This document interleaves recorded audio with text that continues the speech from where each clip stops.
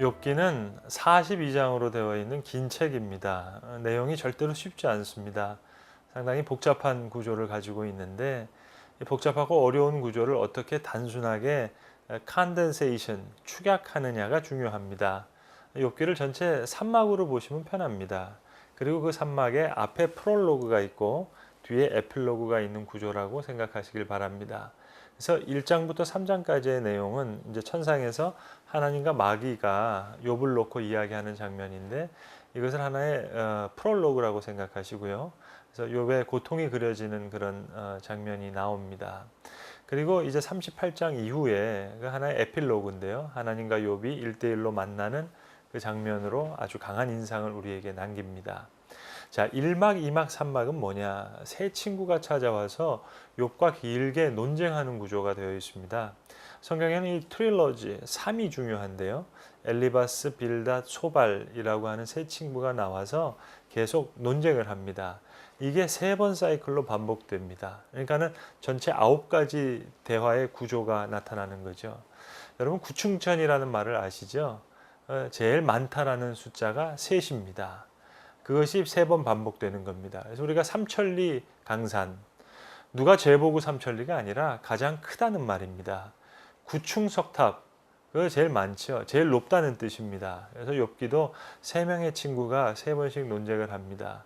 그러면 이건 할 말 다 했다는 얘기입니다. 자, 처음 나오는 엘리바스라고 하는 친구는 그 이름의 뜻이 집행관입니다.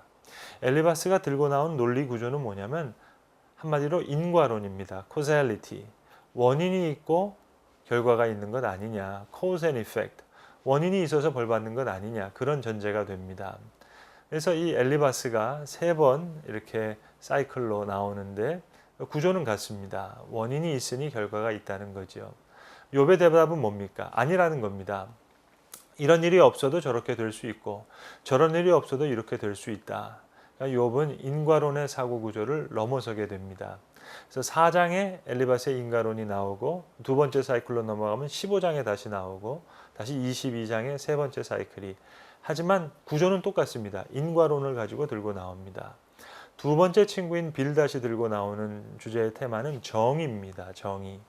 욥이 지금 고통스러운 벌을 가지고 있는데 하나님이 정의로우시다면 꼭 그에 맞는 그만큼의 죄가 있을 거라는 거죠. 마치 저울에다가 지금 욥을 다는 겁니다. 여러분 한자로 칭할 칭자가 있는데요. 뭐 칠판이 있으면 좀 써드리면 좋겠는데 이 상형 문자로 보시면 각골 문자로서 그 저울대를 그려놓은 겁니다. 그 모양이 다 저울대 모양입니다. 여러분 잘 아시는 이룰성자 아시죠? 그것도 무슨 모양인가 하면 저울대를 그려놓은 모양입니다. 흥성할 성자, 또 이를 성 밑자에다가 이렇게 그려놨는데 그것도 역시 저울대입니다. 이 두 번째 친구의 빌닷이 가지고 나오는 개념이 바로 이 저울대입니다. justice. 꼭 벌받을 만큼의 죄가 있다. 이렇게 다투게 되는 거예요. 공정성이 중요한 거예요. 그런데 이 정의의 구조도 욥이 뛰어넘습니다. 8장에 처음 나오고 18장에 다시 이렇게 나옵니다. 그래서 네가 이런 짓을 했다면 이렇게 벌받는 거 아니겠느냐. 그래서 어두운 짓을 했다면 어두운 곳으로 가야 된다. 이게 중세의 단테의 신곡에 나오는 구조죠. 그래서 이 빌닷의 세 번째 구조가 다시 25장에 이렇게 반복됩니다. 저울추에 달듯이 정의의 개념으로 빌닷이 이제 욥을 도전하게 되는 겁니다. 이제 세 번째 친구 소발이 나오는데요. 소발은 우리말로 하면 권위주의자라는 말입니다. 소발은 한마디로 너 잘났다고 했지 그겁니다. 이것은 하나님의 전능성을 이용하는 논쟁인데요. 쉽게 얘기하면 네가 뭘 알아? 그러니까 논쟁 위에 권위의 구조를 하나 설치해 놓고 그걸 가지고 상대의 주장을 무력화하는 겁니다. 이건 종교적으로 잘못 쓰면 참 위험한 건데요. 네가 뭔데 하나님 앞에서 잘났다고 하냐? 하나님 앞에 입 다물어. 빨리 무릎 꿇어. 이렇게 나오는 구조입니다. 여러분 이것은 인간성을 완전히 말살하는 구조입니다. 무조건 무릎 꿇고 빌어라. 여러분 인간이 동물과 똑같은 게 아닙니다. 하나님의 자녀예요. 근데 소발의 논리는 하나님 믿는 것 아닙니다. 하나님의 자녀로 지음받았는데 왜 자꾸 무서워서 밤낮 무릎 꿇고 빌어야 합니까? 소발의 논리 구조는 권위주의인 거예요. 네가 뭐 잘못했지. 하나님 앞에 네가 고개 바닥 서서 그러냐. 그렇게 지금 욥을 다그치게 됩니다. 그럴 때 욥은 나는 죽어도 좋고 내가 하나님께 할 말을 해야 되겠다. 이렇게 나오는 거죠. 그래서 욥기를 읽어보면 이 세 번째 친구 소발이 11장에 첫 번째 사이클이 나오고 이제 두 번째 또다시 권위를 가지고 21장에 두 번째 논쟁을 벌이는데 이 소발에게 욥이 대답하는 그 참 멋진 대답이 있습니다. 세상에 악한 사람들이 잘 살고 있는데 넌 뭘 가지고 주장하느냐? 이게 욥의 대답이에요. 하나님 앞에서 죄를 지으면 꼭 벌 받는다고 그랬는데 그렇다면 악인들이 지금 다 살고 있는데 이거 어떻게 된 거냐? 그러니까 하나님의 권위와 정의 앞에서 다시 생각해봐라. 이렇게 나올 때 욥은 그 논쟁을 넘어섭니다. 그래서 엘리바스, 빌닷, 소발 그러니까 그 세 명이 다 입이 막혀버렸단 말입니다. 그러자 이제 세 친구가 다 조용해지니까 젊은 사람 하나가 화가 나서 등장합니다.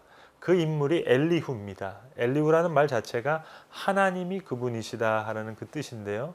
32장에 나와서 욥이 이제 잘못한 것 없고 의롭다고 하니까 당신이 하나님 앞에서 의롭다고 하는 그 기준이 정말 하나님 앞에 의롭겠느냐 하는 겁니다.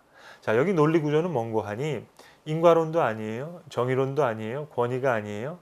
근데 가장 강력한 비판의 구조가 뭐냐면 남을 비판할 때 상대방의 그 논리를 가지고 상대방을 비판하면 꼼짝 못하게 됩니다. 가장 치명상을 줍니다. 그러니까 엘리후가 말하는 게 그게예요. 욥의 주장으로 욥을 공격하면 욥이 꼼짝 못하는 겁니다. 그러니까 너가 잘못한 것 없고 의롭다면 하나님 앞에서 너의 기준이 정말 의롭냐? 자, 이제 욥이 스스로 이제 고민하게 되죠. 이것이 이제 1막, 2막, 3막의 문제인데 인간의 고통을 여러 측면에서 아주 복합적으로 그린 겁니다. 이것이 욥기의 구조입니다. 그리고 이제 욥기 38장에 하나님이 드디어 등장하시죠. 욥에게 물어봅니다. 욥이 대답할 게 없어요. 천지를 지을 때 네가 어디 있었느냐? 천지의 모퉁이에 돌을 누가 놓았느냐? 사자의 갈기를 네가 만들었느냐? 바다의 큰 물고기를 네가 아느냐? 너 대장부처럼 허리를 묶고 대답해봐라. 뭐 쭉 얘기를 합니다. 아니 욥이 당연히 대답을 못하죠.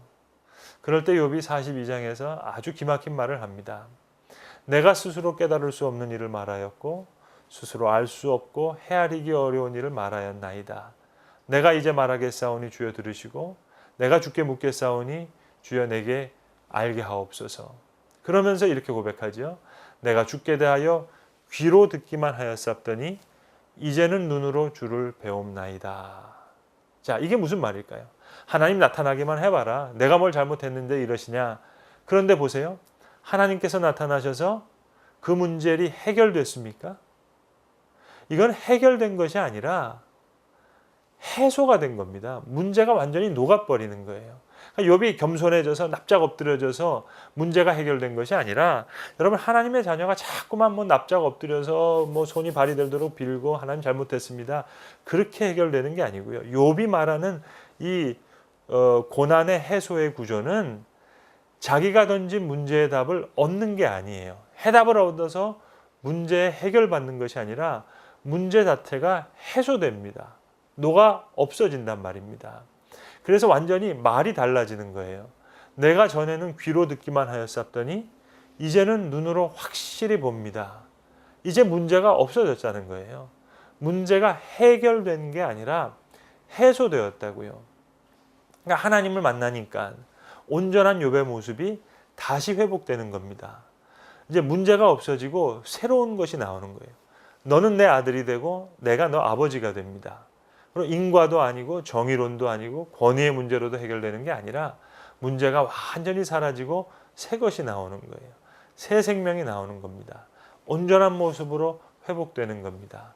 그래서 하나님의 아들 된 본연의 모습이 나타나서 이제 하나님과 만나면서 새 모습이 나오는 거예요. 다시 말씀드립니다. 문제 해결이 아니라 문제 해소, 새 것이 나옵니다. 이것이 바로 욥기가 이야기하는 고난과 그 고난의 해소의 문제입니다. 그러니까는 첫 번째 친구가 얘기했던 인과론의 문제도 아니고 두 번째 친구가 얘기한 정의의 문제도 아니고 세 번째 소발이 얘기한 권위의 문제도 아니고 이걸 다 부정하고 이제 하나님과 만날 때 온전한 모습으로 회복되어서 모든 고난의 문제가 해소되는 이것이 욥기의 큰 주제, 큰 그림인 것입니다.